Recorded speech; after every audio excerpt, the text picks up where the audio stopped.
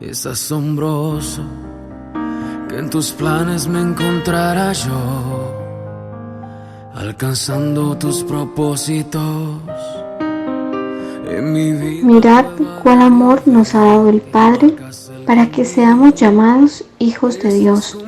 Primera de Juan 3:1a. Buenos días.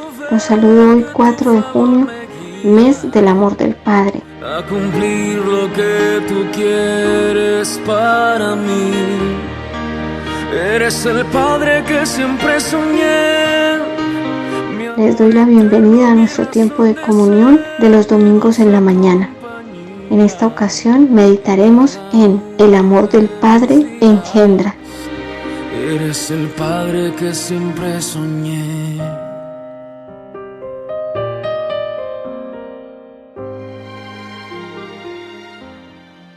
Junio es el mes del amor del Padre.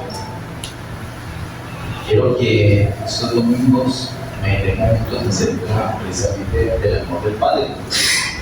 Y hoy nuestro tema es el amor del Padre engendra. Ese es nuestro tema. Y le voy a pedir un favor para iniciar, que se una conmigo en esta oración, cierre sus ojitos y nos concentramos todos como uno solo Padre en el nombre de Jesús. Gracias, Señor, te damos por esta ocasión que nos das. Estamos delante de ti, hemos exaltado, hemos bendecido tu nombre. Y ahora queremos recibir tu palabra, Señor. Envía tu luz y tu verdad. Guíanos por estar delante de ti para tu gloria y honra. En el nombre de Jesús. Amén. Bien, abramos nuestras Biblias en Primera de Juan, capítulo 3. Primera de Juan, capítulo 3. El verso número 1 es el verso que nos enmarca este mes de junio. Les gustó ese verso primero que vamos a considerar en esta mañana. Primera de Juan, capítulo 3, verso 1. Les voy a dar una clave para que se ubiquen fácilmente en Primera de Juan. Se ubican en Segunda de Juan y se regresan. Eso es. Ahí me pierde. Si llegaste a Apocalipsis, tienes que volverte un poquito. Es casi terminando la Biblia. El apóstol Juan nos ha bendecido grandemente con sus escritos. Tiene el Evangelio, que lleva su nombre, 3 cartas generales universales y el Apocalipsis. De esas cartas hemos hablado que tratan principalmente del crecimiento de vida, así como el Evangelio de Juan principalmente nos habla de la impartición de vida. Las 3 cartas de Juan nos hablan principalmente del crecimiento de esa vida en nosotros. Y Apocalipsis nos habla de la cosecha de esa vida. Entonces, en 1 Juan capítulo 3, verso 1 encontramos: mirad cuál amor nos ha dado el Padre para que seamos llamados hijos de Dios. Por eso el mundo no nos conoce, porque no le conoció a Él. Sobre este versículo vamos a recorrer cada uno de estos domingos para mirar cada ocasión una parte específica. Hoy, con nuestro tema del amor del Padre engendra, quiero que nos ubiquemos precisamente en uno de los aspectos que más destaca Juan en sus escritos, en todos sus escritos, y es el nuevo nacimiento. El Señor actúa muy distinto al ser humano. Muchos seres humanos engendran, ni siquiera tienen noción que lo hicieron. Así que prácticamente lo hacen por accidente. Pero el Señor no engendra por accidente. Él tiene una motivación para engendrar. Y la motivación precisamente es el amor.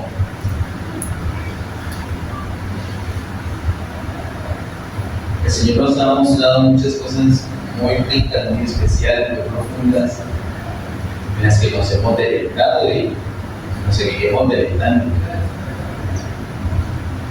Pero las charlas de estos días no van a ser muy doctrinales, pero sí muy importantes. De hecho, pienso que mucho más importantes que las mismas doctrinales. No que la doctrina no importe, pero una doctrina no tiene el poder de dar vida. Solamente el Padre tiene ese poder de dar vida.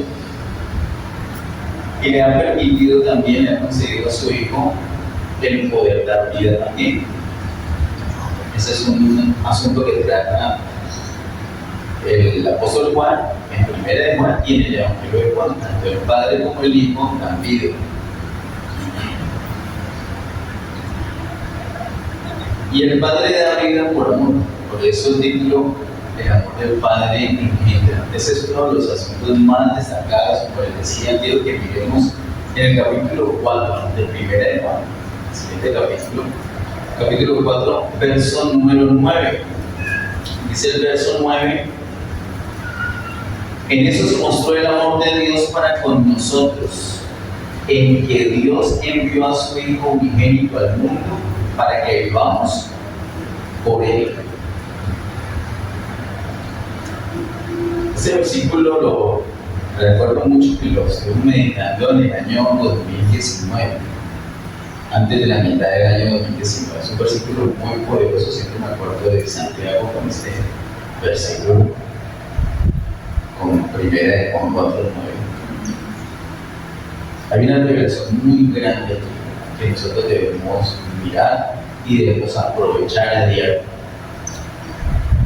En eso se mostró el amor de Dios para con nosotros, en que Dios envió a su Hijo unigénito al mundo para que vivamos por Él. Si le preguntamos al promedio de las personas que nos encontramos en la calle, ¿con qué propósito? ¿Para qué envió Dios a su Hijo unigénito al mundo? Las personas que nos contestarán, un compañero de estudio, un vecino, un compañero de trabajo, ¿quién nos contestará? ¿Para qué envió Dios a su Hijo al mundo? ¿Qué nos contestará? Ellos contestarán, ¿no? ¿Qué creen que les van a contestar? ¿Cuál sería la respuesta clásica? ¿Perdón? Morir por nuestros pecados. Morir por nuestros pecados. ¿Y es cierto? Sí. ¿Es cierto eso? Sí. Pero es toda la verdad. Vino para eso. Vino, murió por nuestros pecados. Sabemos que obviamente el tercer día resucitó y ascendió y se fue y nos dejó con el problema.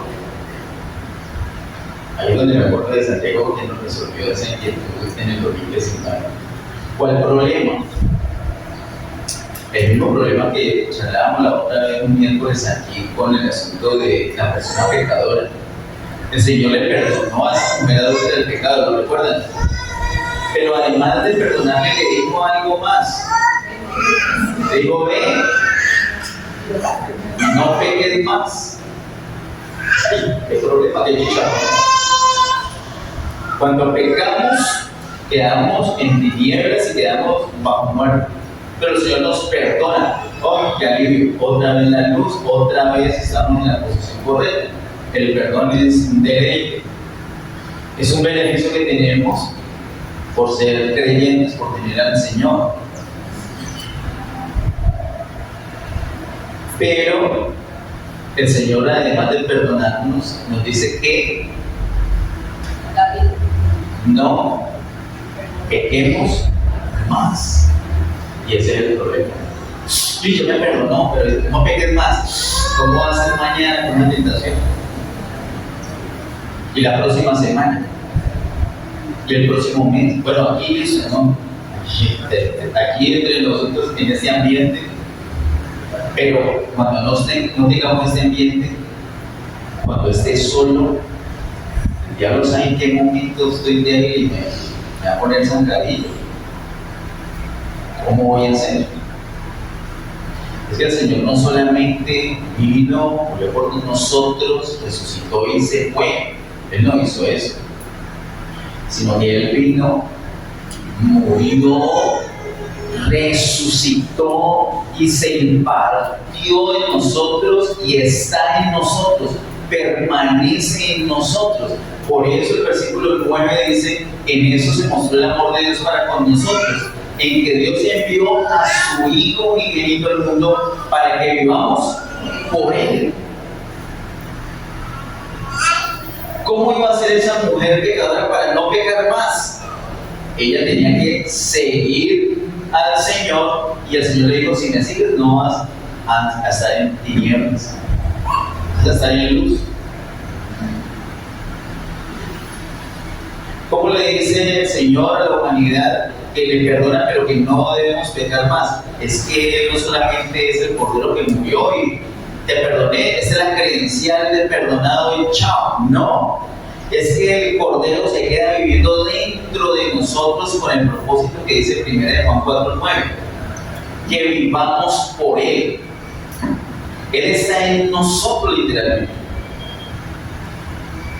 Mire la persona que tiene su miradita, denle una miradita donde ve esa persona, ahí adentro está el Señor, y el Señor está viviendo en esa persona por un propósito, no solamente por perdonarle y a Dios, ya no hay más que ver, no, con el propósito que esa persona viva por Él, viva por Jesús. Nosotros ya no debemos vivir por nosotros mismos, nosotros debemos vivir por la vida resucitada de Jesús que ya está en nosotros. Y eso, que el Señor viva en nosotros, es lo que nos hace precisamente hijos de Dios. Formalmente somos hijos de Dios cuando Él viene en nosotros, está en nosotros y somos perdonados. Pero de ahí en adelante no solamente formalmente, sino que también vamos a tener la apariencia, también vamos a tener la expresión de esa vida que está en nosotros, porque Él no se va, Él se queda en nosotros.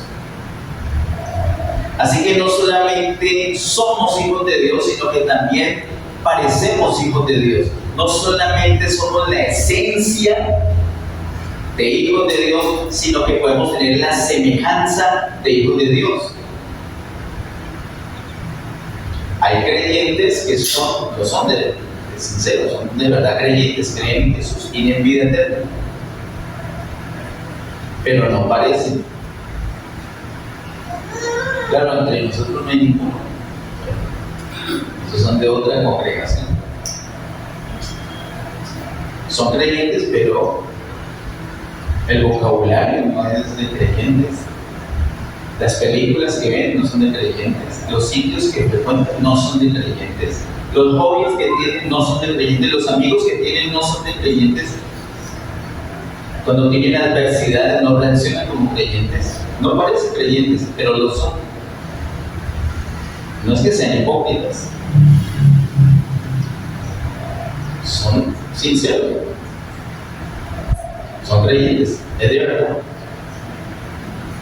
Tienen la esencia, pero no parecen. Tienen que solucionar un asunto.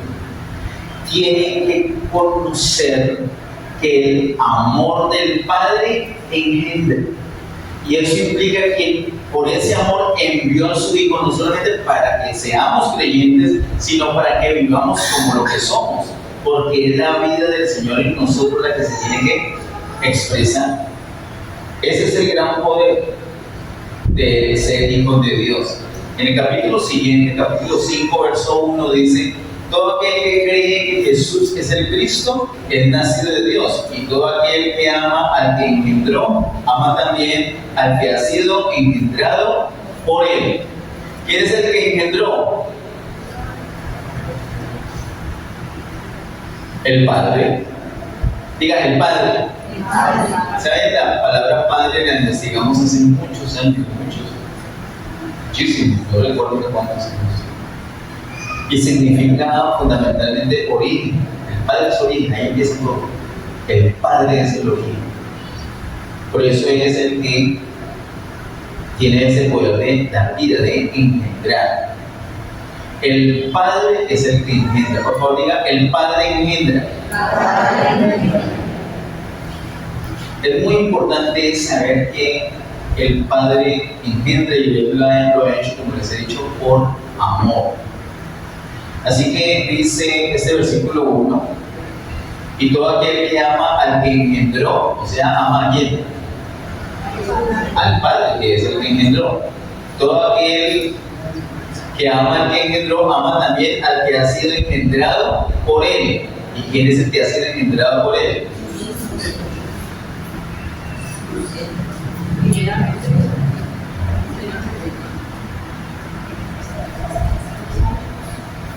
¿Hay alguno de los que están aquí que haya sido engendrado por el Padre?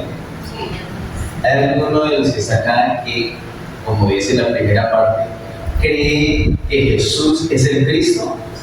Ok, entonces, ¿qué significa eso? Que usted es nacido de Dios. ¿Y qué significa eso? Que el Padre le ha engendrado a usted literalmente. ¿Y qué quiere decir que el Padre le ha engendrado a usted? Que usted literalmente, no es metáfora. Es literal, usted tiene la vida de Dios.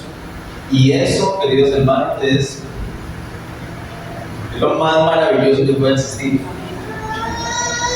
Y entre más conscientes seamos de nuestras debilidades, de nuestros pecados, más grande vamos a ver esa maravilla de poder ser hijos de Dios.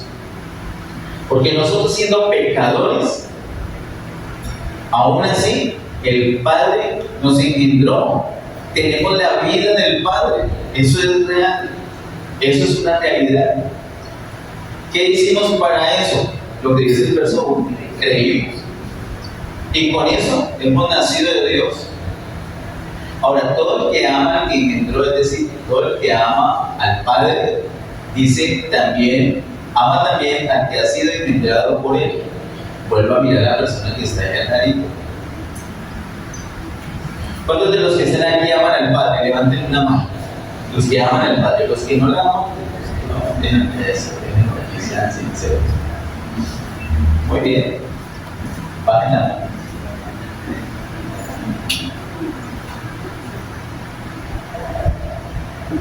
El que ama al Padre, ama también a quién. ¿Qué dice el versículo 1?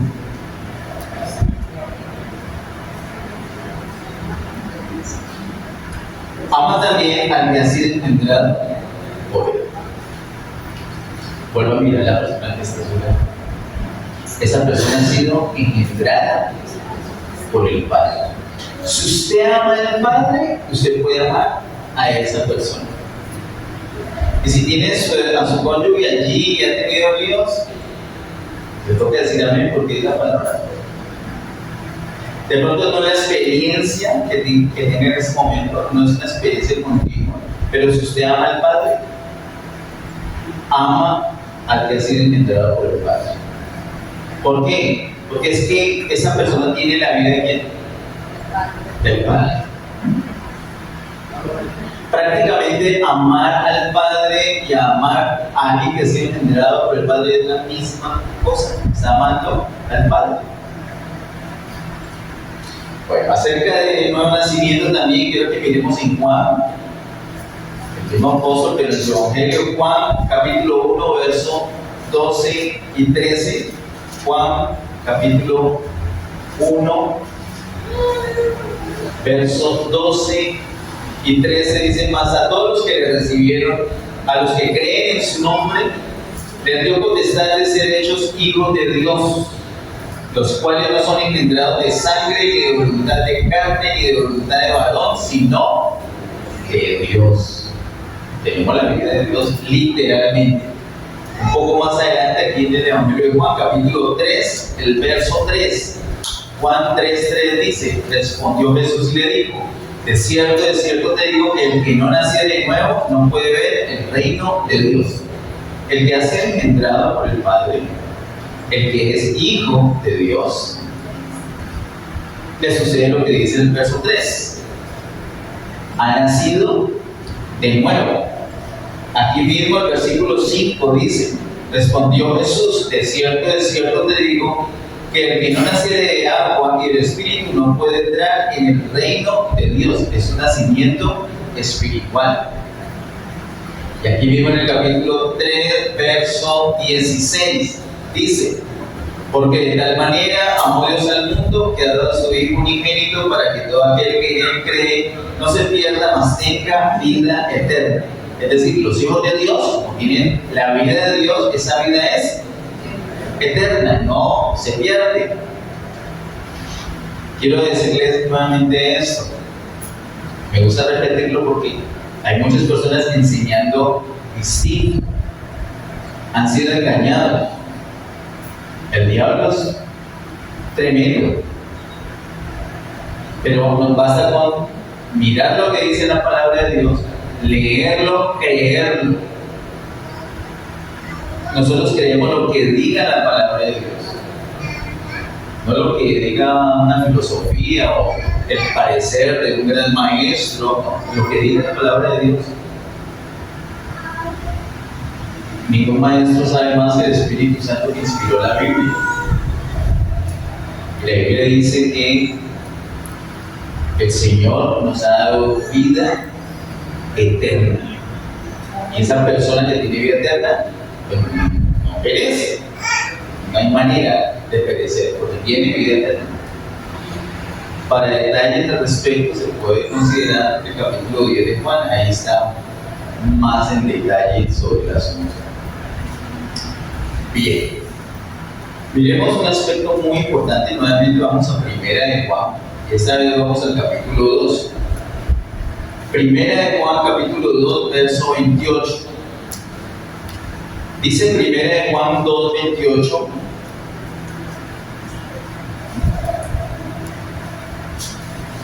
Y ahora, hijitos, permaneced en él, para que cuando se manifieste tengamos confianza, para que en su venida no nos alejemos de él avergonzados. Dice, y ahora hijitos, esa palabra hijitos es una palabra que utiliza el apóstol Juan de una manera paternal, obviamente, de una manera cariñosa hacia todos los creyentes. Aquí en el capítulo 2 de Juan, de Primera de Juan, se refiere en el versículo número 1, dando una miradita, versículo número 1, empieza diciendo, Primera de Juan 2:1 empieza diciendo, hijitos. En el verso 12 dice, os escribo vosotros, hijitos. Y en el verso 28 dice, y ahora, hijitos. Esos tres usos de la palabra hijitos que he mencionado son en términos generales a todos los creyentes.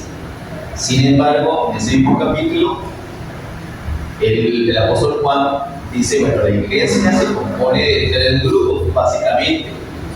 Unos maduros, a los que llaman padres, otros que han ya tenido victoria sobre el enemigo, los llaman jóvenes, y a los recién convertidos, a los que apenas están empezando, los llaman hijitos, ya de una manera más particular. Eso está ahí en el capítulo 2.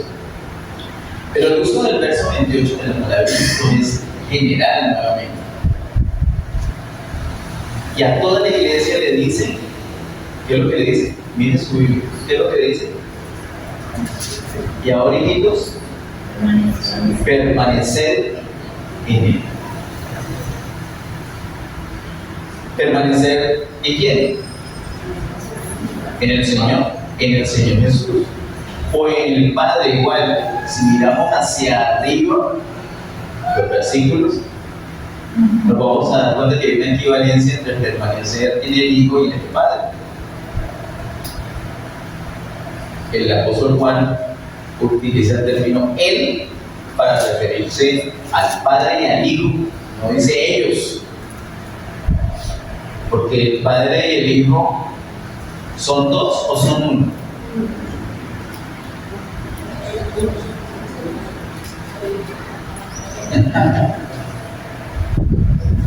Me dicen esos 40 minutos. A ver. ¿El Padre y el Hijo son dos o son uno?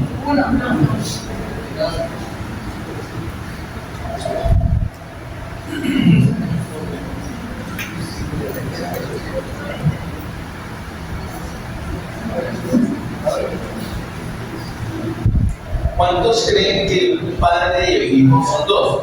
Es decir, uno el Padre y el otro el Hijo. No solo. ¿O no hay Padre? ¿Hay Padre y hay Hijo? O sea, ¿hay los dos? Ok. De hecho, hay también el Espíritu Santo, pero digo yo, hablando del Padre e Hijo, ¿hay dos? ¿Son dos? Sí. ¿Son dos o no son dos? Son dos. Ahora, ¿cuántos creen que son uno? ¿Crees que son uno? ¿Y cuál es la verdad? ¿Dos o uno?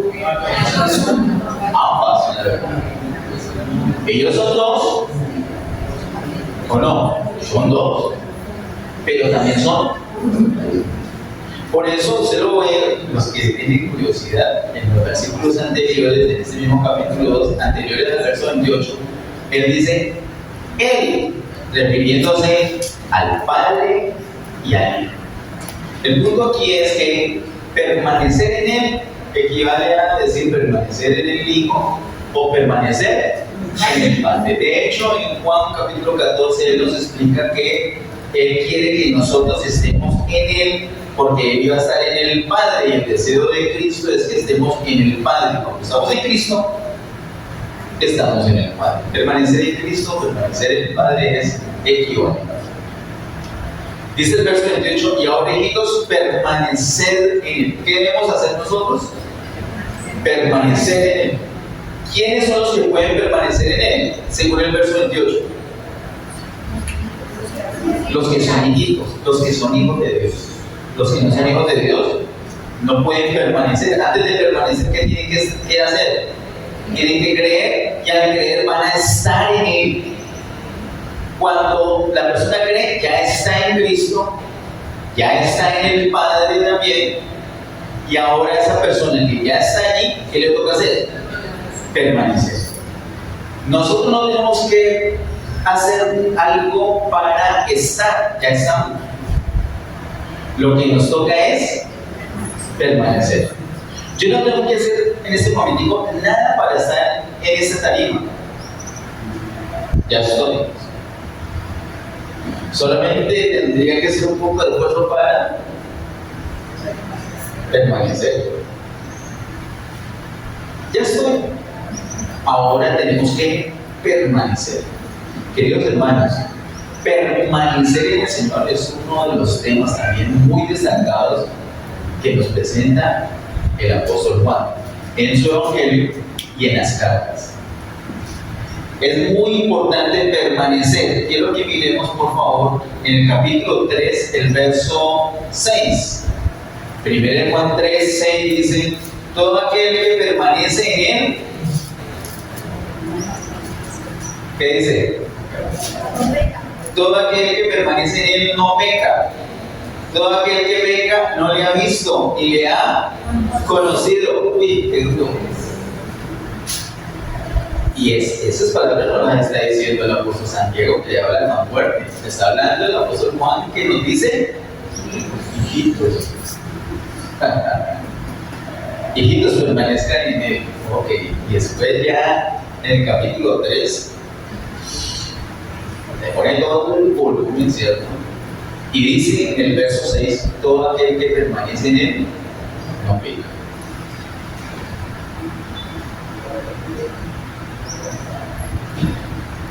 Todos los que están aquí presentes me han mirado todo el tiempo. Todo el tiempo. ¿No? O sea que están distraídos. No están distraídos. Entonces, ¿por qué no me han mirado todo el tiempo? Que es muy feo. No. Debe usar corbata roja. ¿Por qué no me han mirado todo el tiempo? ¿qué otras cosas han hecho con sus ojos? ¿Han visto la Biblia? ¿Qué más han hecho? Han escrito. ¿Qué más han hecho? Algunos han parpadeado también. Así que, por mucho que me hayan estado prestando atención y me hayan tratado de mirar todo el tiempo, por lo menos hay unas milésimas de segundo como mínimo que no me han visto. Agradezco que no soy mago porque dejar un truco en ese abrir y cerrar de ojos. Hermanos, el asunto de permanecer en el Señor tiene que ver con eso, con unas milésimas de segundo. ¿Cuántos aman al Señor? ¿Cuántos aman al Padre? ¿Cuántos están en el Padre? ¿Qué tenemos que hacer? Permanecer en Él. Todo aquel que permanece en Él no peca.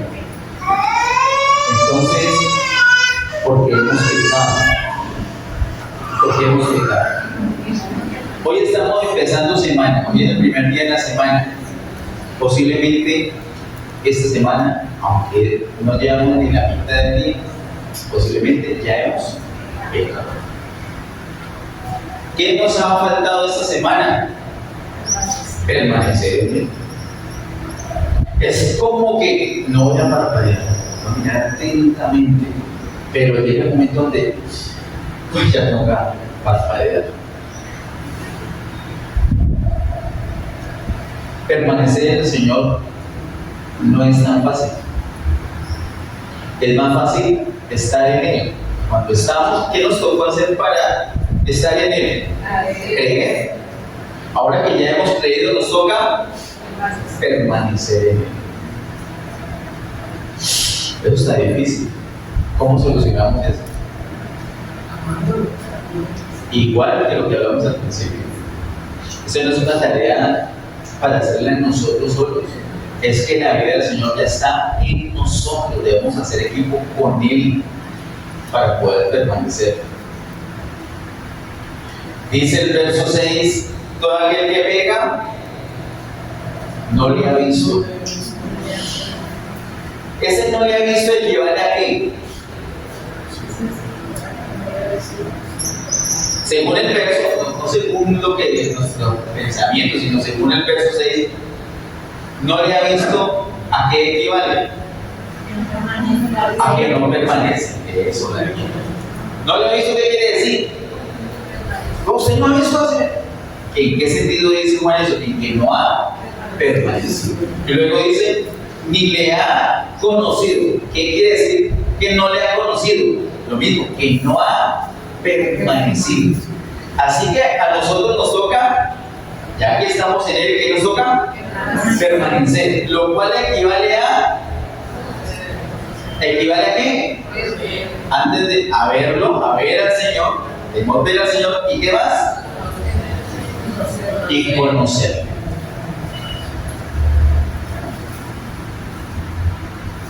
Debemos ver al Señor y conocer al Señor. Eso es lo mismo que permanecer. Cuando veamos al Señor, entonces no vamos a pecar. Cuando conozcamos al Señor, entonces no vamos a pecar. Cuando permanezcamos en el Señor, entonces no vamos a pecar. Nos toca permanecer, es decir, nos toca ver al Señor, es decir, nos toca conocer al Señor.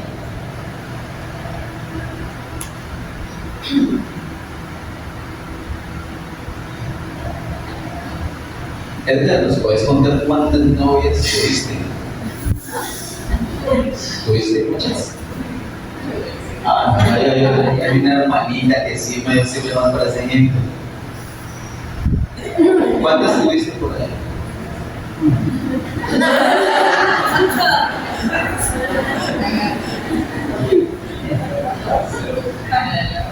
¿3 anuales o mensuales?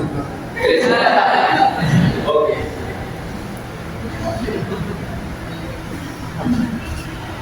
hasta que la viste, hasta que la conociste. Entonces, te pareciste a mí. Cuando nosotros veamos al Señor, ya nos vamos a dar cuenta que no necesitamos pecar. Cuando nosotros conozcamos al Señor, nos vamos a dar cuenta que no necesitamos pecar. Pero ¿le hemos visto? Sí. ¿Le hemos conocido? Sí.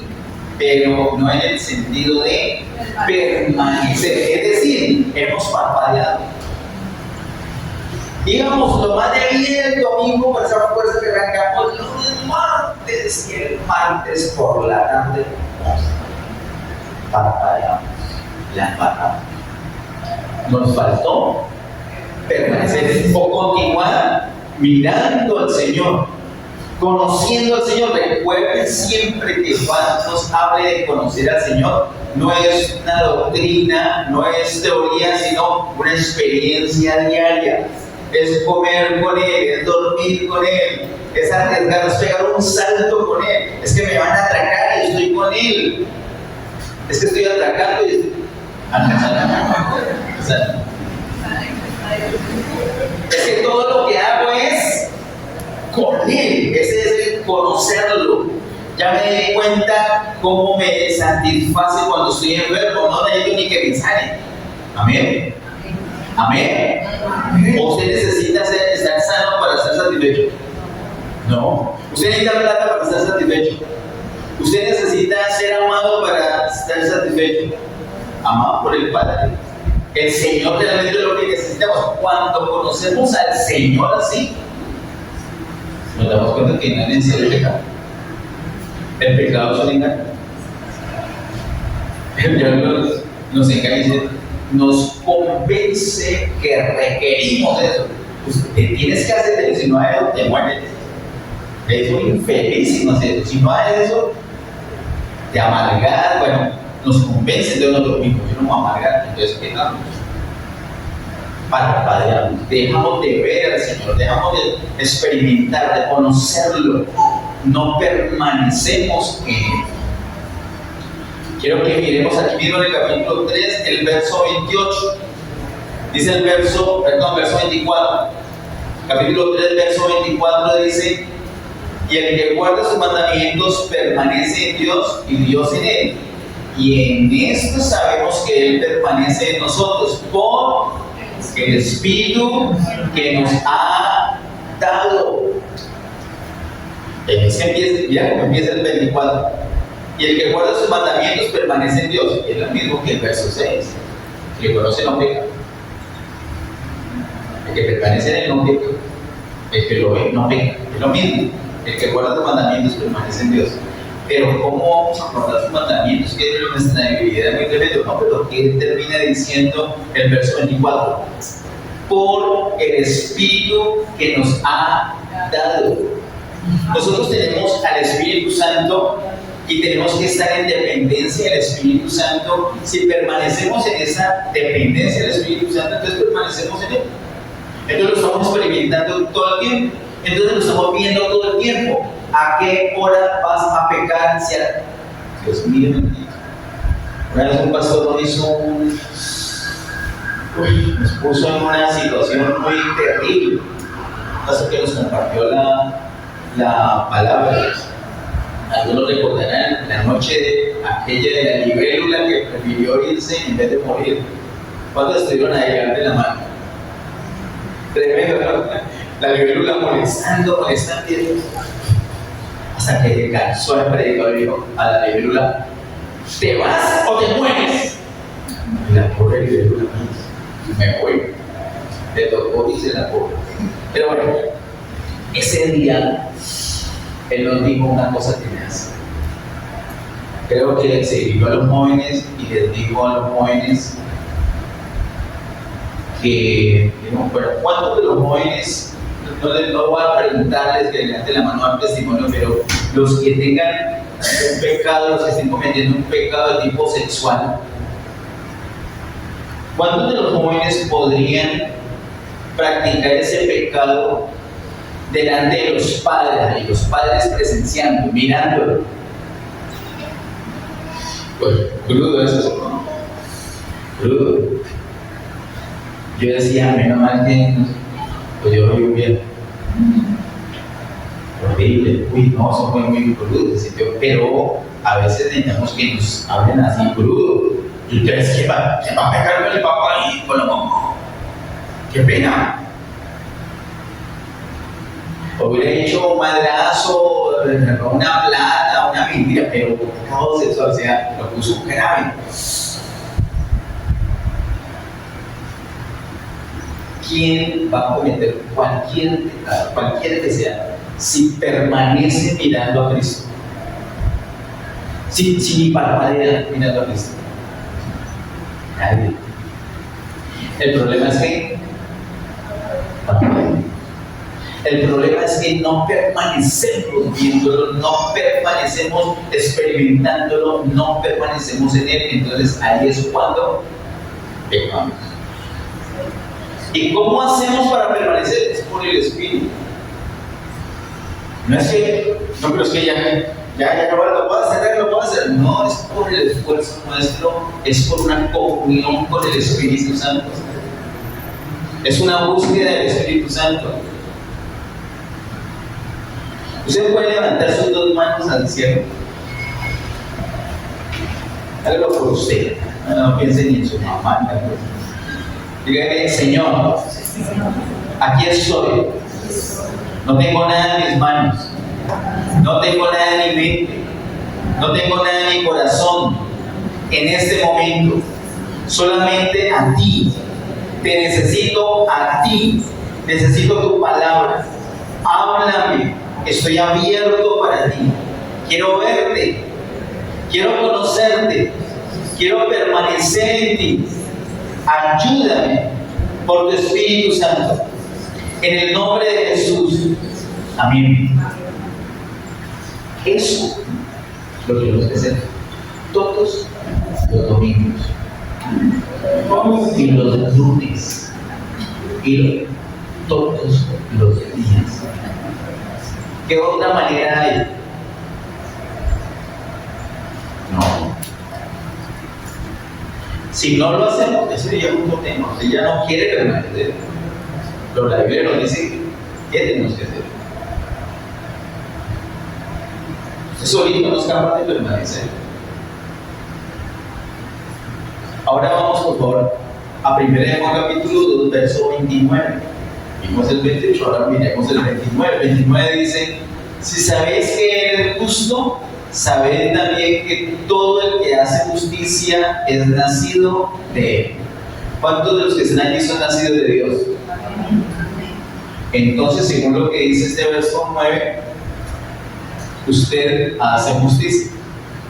Ese hacer justicia no es que ocasionalmente, ya que usted estaba de buen genio, devolvió una plata que no era suya. No, sino que habitualmente usted lo hace, es lo normal, por reflejo, por impulso, por defecto. Usted practica la justicia cotidianamente. Usted es una persona que se mueve en justicia, hace lo correcto, hace lo justo. A eso se refiere ese verso 29. Pero mire cómo empieza: si sabéis que Él es justo. ¿Quién es Él? Igualito que hablamos ahorita, el Señor Jesús o el Padre, igual, no hay lío con eso. Si sabéis que Él es justo, ¿cómo nos vamos a dar cuenta que el Señor es justo? Eso es una cosa dentro de nosotros. Conociendo al Señor, nos damos cuenta que Él es justo. Alguien podría levantar una mano y decir: Señor, tú eres justo. Alguien que sepa, que no tenga duda del Señor, porque no te imaginas que el Señor la ha matado a veces. Diga: Señor, tú eres justo. Eso es lo primero que hay que saber. Dice el verso 29: si sabéis que Él es justo. Ahora sí viene lo primero: es que el Señor es justo. Sí, eso es una cosa que aprendimos, una cosa que sabemos, es una cosa que conocemos por la experiencia que tenemos diaria con Él. no de un día, de una semana. Ya llevamos años, hemos vivido muchas experiencias y sabemos que efectivamente el Señor es justo. Luego dice, saber también que todo el que hace justicia es nacido de Él. Entonces, esa justicia que nosotros podemos hacer ahorita no es por nuestra propia cuenta. Esa justicia ya es algo externo, algo que se nota. El primer saber es saber interno que el Señor es justo. Lo otro es porque se nota. Ya te volví a hablar. No respondí con grosería. Ya puedo perdonar. Ya puedo ser un buen trabajador, cumplo mi horario. Hago lo que tengo que hacer, lo hago bien hecho, etc. Hago justicia. Esa justicia es una expresión externa de esa justicia interna que hace el Señor. Porque dice el verso 29 al final, saber también que todo el que hace justicia es nacido de Él. Somos nacidos de Dios, tenemos la vida del Señor, que Él es justo, y esa justicia se expresa hacia afuera. ¿De acuerdo? Todo dice, saber también que todo el que hace justicia es nacido de Él. Todos los nacidos del Señor, todos los engendrados por el Señor, debemos practicar justicia. Capítulo 3, verso 7 dice, hijitos, nadie os engañe, el que hace justicia es justo, pero luego ¿qué dice? Como Él es justo, es decir, no es justo por mí mismo, sino como un fruto, un resultado de la vida de que es justo que está en mí. De hecho, si usted un día dice, ¿cómo va a quedar de bien? Voy a quedar súper bien, voy a hacer esa justicia. Y vaya a hacer esa justicia, y lo hizo por su propio esfuerzo, por su propio empeño, porque quería quedar bien, porque lo estaban filmando. Y usted iba a subir antes de esa justicia, que todo el mundo se dé cuenta de que usted es justo. Pues esa justicia no vale de nada, porque fue su justicia. Algo que depende solamente de usted. Pero la justicia que nosotros debemos practicar es el reflejo de la justicia del Señor en nosotros. Todo el que es nacido del Señor practica la justicia. Dígale a la persona que está a su lado, yo practico la justicia. Fue muy tímido en decirle eso. Mire, no se sienta, no, hipócrita, ¿cómo va a decir que practico la justicia si dice eso? No. Recuerde que dependemos de la justicia del Señor. Dígale a la persona nuevamente, yo practico la justicia.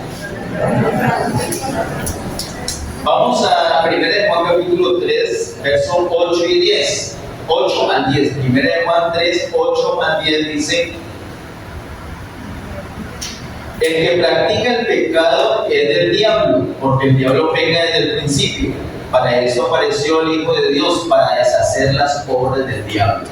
Todo aquel que es nacido de Dios no practica el pecado, porque la simiente de Dios permanece en él, y no puede pecar, porque es nacido de Dios. En eso se manifiestan los hijos de Dios y los hijos del diablo. Todo aquel que no hace justicia y que no ama a su hermano, no es de Dios. O sea que, ¿quién es? Bien, todo aquel que no hace justicia y que no ama a su hermano. Dígale a la persona que está a su lado, yo hago justicia. Dígale, yo soy hijo de Dios. Entonces dígale, te amo. Mire, ¿cómo vamos a mostrar que somos hijos de Dios? Porque ya lo tenemos ahí, tenemos una simiente. Dice el versículo 9: todo aquel que es nacido de Dios no practica el pecado, porque la simiente de Dios permanece en él. ¿Qué es eso de simiente? ¿Simiente qué significa? Semilla. Tenemos una semilla que es Cristo, está llena de la vida de Dios. Entonces, cuando uno tiene una semilla, esa semilla da un resultado. Y ese resultado precisamente es la justicia. Todos los hijos de Dios practicamos justicia. Dice el versículo 8, el que practica el pecado del diablo. El pastor Ariel nos explicó ese término de una manera muy correcta, muy fácil, hace mucho tiempo, porque uno dice, pero yo cometí pecado.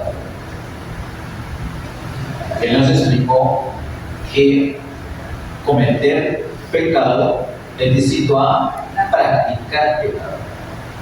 Practicar pecado es que la persona habitualmente peca, es decir, tiene una agenda y sabe, el lunes voy a cometer este pecado, darle por lo menos por tales personas. El mal tiene una agenda de pecado. Esa es la persona que practica el pecado. Un hijo de Dios, un nacido de Dios, no tiene esa agenda. Eventualmente peca. Sí, cuando parpadeo, ¿cierto? Cuando no permanecemos mirando, cuando no permanecemos en él, cuando no permanecemos en esa experiencia que el Espíritu Santo nos permite tener, allí es que pecamos. El pecado, esa manifestación de pecados en un creyente, en un hijo de Dios, es una rebelión contra Dios, no es su forma habitual. No se reúnen, pero vamos a charlar hoy. Digo, no estamos mal desprogramados. ¿Qué pecado vamos a cometer hoy? No, eso no es. Un hijo de Dios no. El que ha nacido de Dios, no. Escúcheme, el que ha nacido de Dios no hace eso. Si usted hace eso, posiblemente es que no es nacido de Dios, posiblemente. O está bajo un engaño muy grande. Y quiero decirle, el Señor nos alumbra con su palabra. La palabra de Dios dice que el que es nacido de Dios no practica el pecado. Tú no tienes necesidad de ser un practicante de pecado porque eres hijo de Dios. El Espíritu Santo está en ti y te va a ayudar a tener la comunión necesaria con Él para que permanezcas en Él. Amén. Amén. Amén. Anime a la persona que está ahí a su lado y diga, permanece en el Señor.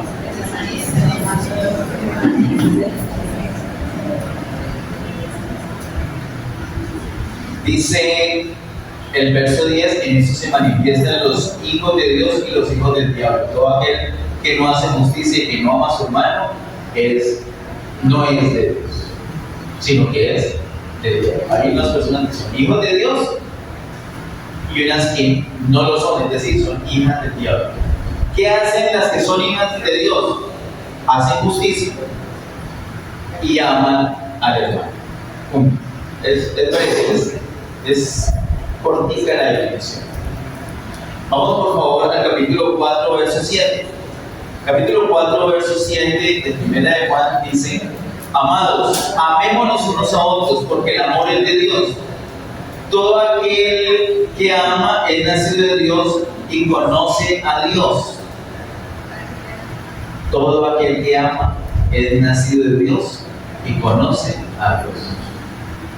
¿Qué requiere una persona para poder amar, para tener esa capacidad de amar? Haber nacido de Dios, haber sido engendrado por el Señor. No necesita que la persona sea buena con ella, que la persona le caiga bien, que hable el mismo idioma. No necesita nada externo, necesita algo interno, que es la vida de Dios. Sobre ese asunto, si el Señor lo permite, vamos a ahondar el próximo domingo. Vamos al capítulo 5, verso 4. Capítulo 5, verso 4 dice: porque todo lo que es nacido de Dios vence al mundo, y esa es la victoria que ha vencido al mundo, nuestra fe. ¿Quiénes son los que vencen al mundo? Según el verso 4, todo el que es nacido de Dios. ¿Eres nacido de Dios? Sí. Entonces no puede decir, no, es que usted no entiende la presión que es que el mundo ejerce una presión sobre mí. ¿Es verdad que el mundo ejerce presión? El mundo es una corriente terrible, pues que se venga con más fuerza. No importa, ¿por qué? No depende que se intense la corriente, depende si soy o no soy nacido de Dios, porque dice, todo el que es nacido de Dios vence al mundo. Si todavía tiene viento, levante una mano y diga, soy nacido de Dios. Bueno, los que no tienen aliento, vamos a decirlo por ellos. Vamos a decirlo por ellos. Vamos a decir, eres nacido de Dios. Miren, por eso les dije, no es un asunto doctrinal, es un asunto de vida. No nos vamos a ir de aquí todos, miren, hermanos, no nos vamos a ir de aquí todos debiluchos que ni siquiera podemos levantar una mano. Así son, así nos pasa. Y yo no estaba pensando tan cansada en esos días. El miércoles tenía que decir 2 y 3 veces una declaración que ni Yolanda decía amén. Y eso ya para los mujeres que Yolanda no grite un amén. Es cierto, gloria a Dios. El semanillo la noto cansada. Pero quiero recordarles, es que el Señor, es que yo qué voy a hacer, es el Señor que me está recordando porque yo también estoy cansado. Ustedes saben que uno se cansa de ver la gente cansada. En serio, en serio, en serio.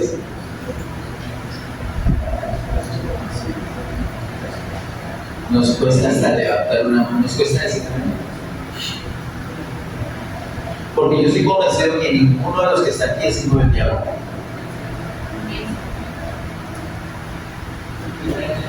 Pero la situación está que ni siquiera una mano se puede levantar. Pero nosotros somos un cuerpo. Miren, yo a veces, sobre todo cuando jugaba fútbol, me lesionaba y tenía muchos días de mi vida, me tocó arrastrar un pie, pero yo no lo dejaba tirar. El pie estaba enfermo, pero yo lo arrastraba. El cuerpo es capaz de sostener a un miembro que esté débil. Amén. Amén. Vamos a levantar la mano y vamos a decir: tú eres nacido de Dios. Ahora vamos a decirlo como si lo creyéramos. Tú eres nacido de Dios. Tú vences al mundo. Permanece en el Señor. La victoria sobre el mundo está garantizada. Eso. El diablo nos quiere convencer de otra cosa. El diablo nos quiere convencer que somos hijos de Dios, pero pecamos. El Señor nos perdona.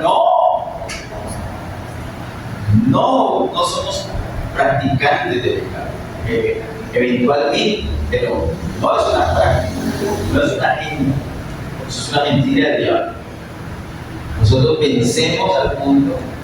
Dice, por favor, miremos en el versículo número 18, aquí en el capítulo 5, verso 18, dice: sabemos que todo aquel que ha nacido de Dios no practica el pecado, pues aquel que fue engendrado por Dios le guarda, y el maligno no le toca. Me encanta hacerlo, como para ponerlo en el estado. Amén. Gloria a Dios. Sabemos, diga sabemos. Sabemos. Quiero que sepamos en el verso 18.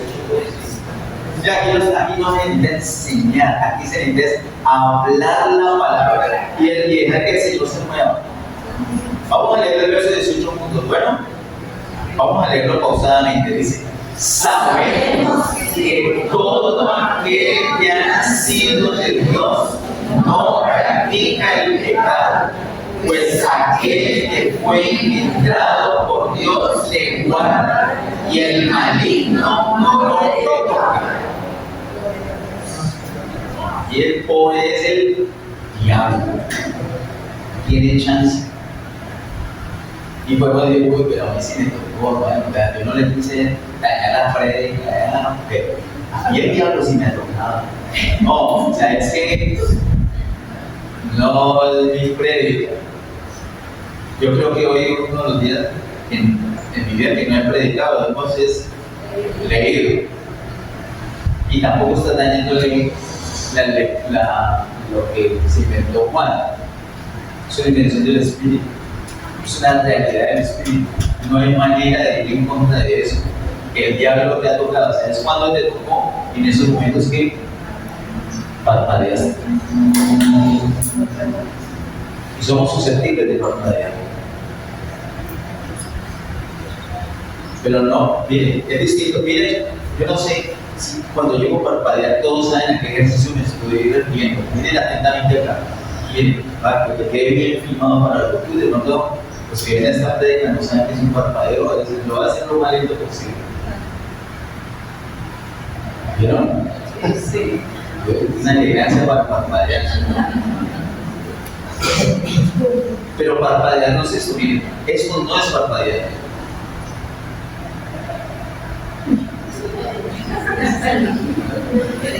Eso no es. ¿De acuerdo?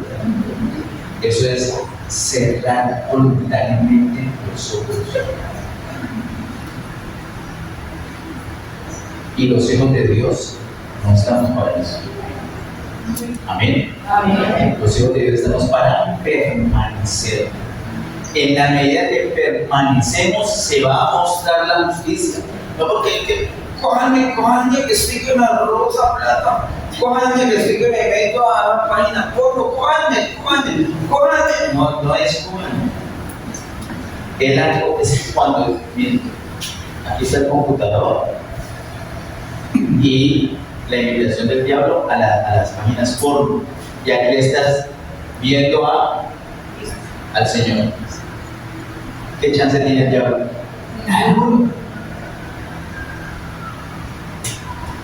Entonces parpadeamos y, pero es que no te quedes con los ojos cerrados, sino que volvemos a Él. Señor, me descuidé, ayúdame, y llamemos a alguien, ore por mí. Y tercera, vea, sí, necesito David. Hoy no he orado, me da pereza cantar, me da pereza levantar las manos, ¿sí? Estoy rico, ayúdame. Somos un cuerpo, no nos vamos a morir solos, pues. Yo no creo que haya alguna persona de Getsemaní que moleste tanto a Getsemaní como yo para sus cosas. Yo necesito algo, yo me siento débil algo, yo me siento triste y mismo por eso la gente. Oren, ayuden, apoyen. Somos un cuerpo. ¿Usted cree que yo puedo poner solo? Somos un cuerpo. Y si estoy parpadeando mucho, hay otros hermanos que están luchando mejor, están más fuertes, entonces me ayudan. De eso se trata. Diga, somos hijos de Dios. ¿Saben por qué somos hijos de Dios? Por amor. Él nos da todo eso para que permanezcamos en Él, para que expresemos la justicia, para que venzamos al diablo, venzamos al mundo, venzamos al pecado, venzamos la injusticia. Es una super vida. Por eso es que nos engendró. Fue por amor. Fue por amor que lo hizo. Vamos a la última parte. Esta última parte es solamente una lectura. En Primera de Juan, capítulo 3, versos 2 y 3, dice, Primera de Juan, capítulo 3, versos 2 y 3. Amados, ahora somos hijos de Dios. ¿Cuántos dicen amén? Amén. Ahora somos hijos de Dios. Este momentito, ese es el hoy, el momento, el ahora. Y aún no se ha manifestado lo que hemos de ser. Ese hemos de ser está a futuro. Aún no se ha manifestado lo que hemos de ser. Pero sabemos que cuando Él se manifieste, ¿quién es Él? El Señor, que es que Él se manifieste, que Él venga por segunda vez. Esa es la manifestación del Señor. Sabemos que cuando Él se manifieste, seremos semejantes a Él. Oh, por Dios. Porque le veremos tal como Él es. Hay dos partes allí. Hay un parte de la hora, hay un parte de el después, el futuro. ¿Cuál es el ahora?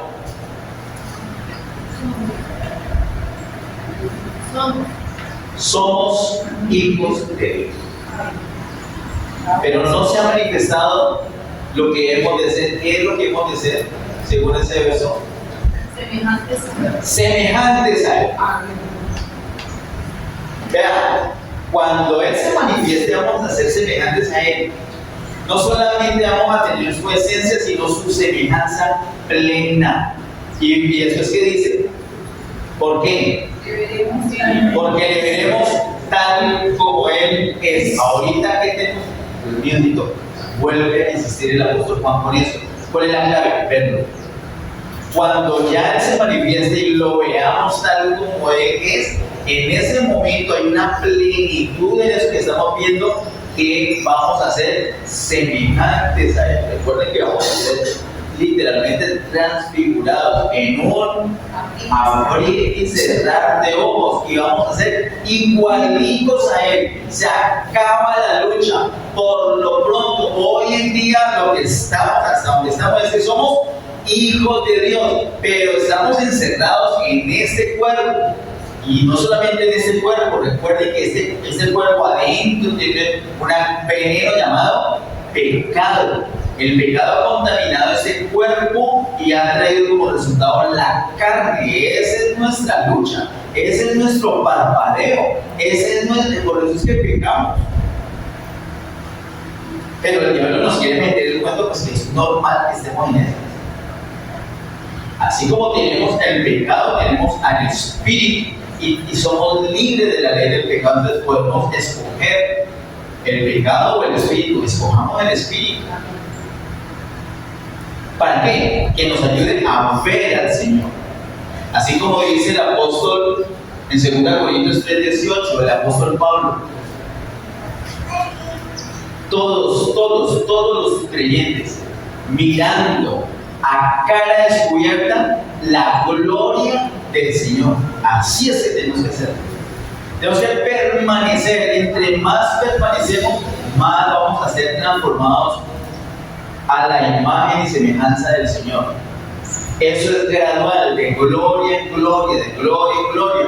Cuando Él venga, ya no hay más niveles de gloria. ¿Por qué? Porque ¿qué dice el versículo número 2? Seremos semejantes a Él. ¿Por qué? Porque le veremos tal como Él es. Verso 3. Y todo aquel que tiene esa esperanza en Él, ¿cuál esperanza? Ser semejante a Él. Todo aquel que tiene esa esperanza en Él se purifica a sí mismo. Y hay un punto.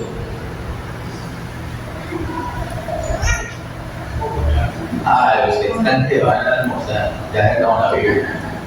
Ahora, aquí, démosles 20 minutos y cuento el primer Juan 3. Hay un punto cuando dice: y todo aquel que tiene esa esperanza en Él se purifica a sí mismo. Punto. Vaya. ¿Quiere ver cómo es purifica? No hay punto, hay coma, y luego dice: así como Él es puro. Es decir, seguimos en una dependencia de Él. No es que yo me voy a purificar, Señor, por allá yo solito aquí tratando de purificarme. No, me muero en el intento. Nos purificamos a nosotros mismos así como Él es puro. Es una dependencia de Él. Los que tenemos esa esperanza de ser semejantes al Señor, nos purificamos a nosotros mismos. ¿Cómo? ¿Qué es la clave entonces de eso? Pues que el amor del Padre nos ha engendrado. ¿Eso qué implica? Que el Señor está en nosotros y nos ha puesto en Él. Ahora lo único que nos toca a nosotros es permanecer en Él. Amén. Amén. Todos los que son engendrados de Dios, pónganse de pie. Padre, en el nombre de Jesús, gracias, Señor, por este tiempo. Gracias por tu gran amor, por tu misericordia. Gracias, Señor, por tu gran amor. Gracias, Señor, por hacernos tus hijos. Gracias por darnos la vida. Gracias por darnos a tu Hijo Jesús. Queremos vivir por esa vida. Ayúdenos a vivir por esa vida, amado Dios. Padre, oro que toda persona que está aquí presente sea llena de ti, llena de tu presencia. Que en este día, Señor, sea llena, y que mañana busquemos nuevamente ser llenos de ti, estar en comunión contigo para poder permanecer. Señor, no creemos, renunciamos a la mentira de que tenemos que estar pecando. No necesitamos pecar. El Señor nos ha dado todo lo que realmente necesitamos. Padre, gracias, Señor, por lo que has hecho, por lo que estás haciendo y lo que harás. A ti, y solo a ti, toda gloria, honra y honor por siempre. En el nombre de Jesús. Amén. Que Dios le bendiga. Amén.